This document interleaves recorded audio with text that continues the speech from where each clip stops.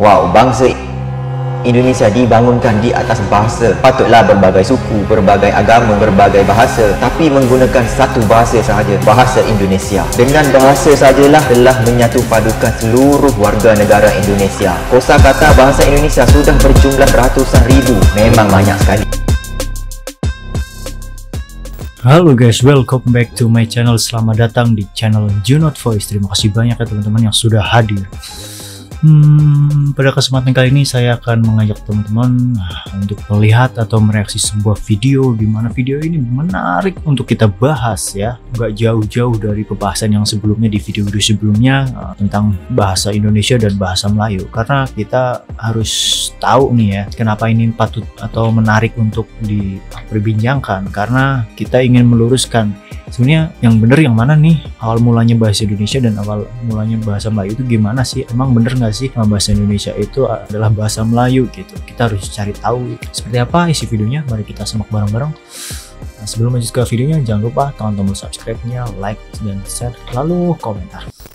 Videonya bertajuk Indonesia tolak label Melayu. Bahasa Indonesia bukan bahasa Melayu Indonesia, kata Royce Rinaldi guys. So untuk mengetahui siapakah sebenarnya Royce Rinaldi ini, kita akan klik video ini guys. Dan kiraan 1, 2, 3.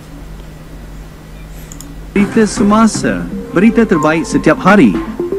Jangan lupa subscribe, komen, dan berkongsi. Mengapa Indonesia menolak label Melayu Indonesia untuk bahasa Indonesia? Ada beberapa sebab kenapa saya memilih video ini. Pertama adalah ramai daripada sahabat-sahabat kita yang daripada Indonesia yang mengatakan jangan dipanggil bahasa Melayu Indonesia, sebab bahasa Melayu Indonesia itu tidak ada. Yang ada ialah ada bahasa Indonesia, dan bahasa Melayu itu sebenarnya dituturkan hanya sebahagian suku Melayu yang ada di Indonesia. Dan maafkan saya, dengan adanya video ini dapatlah lagi memberikan kefahaman kepada diri saya dengan tentang negara Indonesia guys.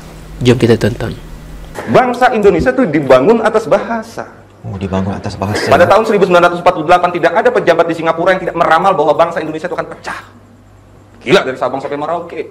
Bahasanya berbeda-beda, orangnya beda-beda, kepentingannya berbeda-beda. Tapi hingga hari ini ramalan itu semua gagal. Kejadian-kejadian berbahasa di sebuah bangsa, di sebuah negara itu unik-unik. Saya hadirkan Pak. India dan Pakistan awal negara yang sama. Betul? Betul. Kita ingat dengan sejarahnya. Kemudian bagaimana mereka pecah menjadi dua negara. Bagaimana kemudian India punya bahasa Hindi dan Pakistan punya bahasa Urdu. Hindia dengan aksaranya sendiri, Pakistan dengan aksaranya sendiri. Bukankah mereka berasal dari bahasa yang sama, negara yang sama? Bagaimana mereka bisa menentukan menamai bahasa dengan cara yang berbeda? Kita tidak berbicara benar dan salah. Lebih kurang tapi situasi ini kita menunjukkan bahwa ada upaya membedakan dari sesuatu yang sama untuk sesuatu yang disebut identitas. Bangsa Indonesia itu dibangun atas bahasa. Ada negara yang dibangun atas agama. Makanya ada negara Islam Iran. Indonesia itu dibangun atas dasar bahasa. Betul. Dengerin sekali lagi. Indonesia itu terbentuk atau dibangun atas dasar bahasa ya, yaitu bahasa Indonesia. Ada negara juga yang dibangun atas dasar ras, atas dasar agama juga ada. Ada bangsa dibangun atas ideologi-ideologi tertentu. Ada bangsa yang memang atas ras saja. Amerika misal. Makanya orang India nggak pernah diakui di Amerika walaupun bukan suku aslinya. Yang tinggal, yang suku asli yang tidak diakui. Karena Amerika membangun atas rasnya. Indonesia itu dibangun atas bahasa. Wow, keren ya. Dari sini menambah wawasan banget ya.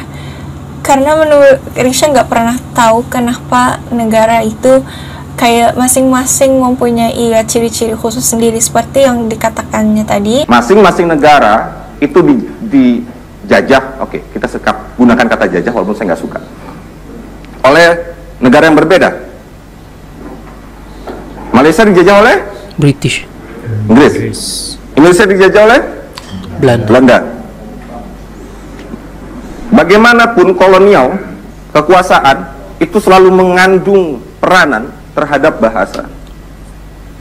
Makanya di zaman Belanda ada dewan-dewan bahasanya, ahli-ahli bahasa yang khusus mengurusi bahasa Hindia, Belanda, termasuk Melayu dalam kepentingannya sebagai bahasa pengantar internasional, dan termasuk juga di Indonesia.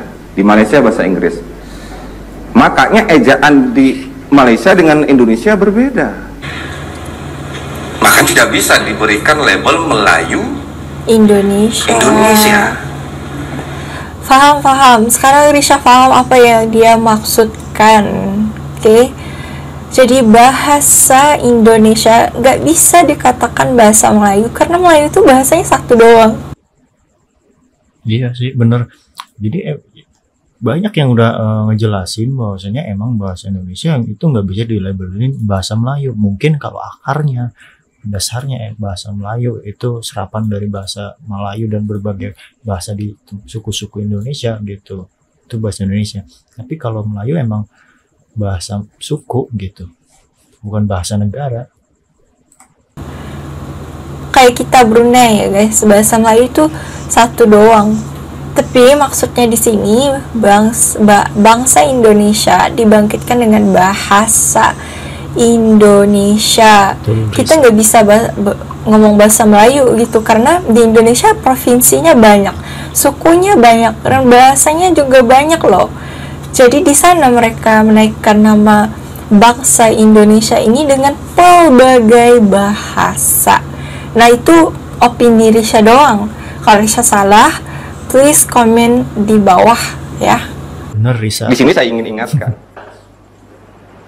bahasa daerah kita tidak untuk menjadi media adigang adiguna, tidak untuk mengatakan bahwa bahasa kita the one and only, tidak untuk mengatakan bahwa kita harusnya menggunakan bahasa daerah dimanapun, tidak perlu bahasa nasional.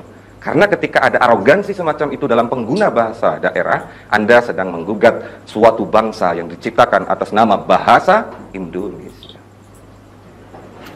Makanya Anda sedang menggugat suatu bangsa dengan atas nama bahasa. Kita harus menggunakan bahasa Indonesia, melestarikan bahasa daerah dan menguasai.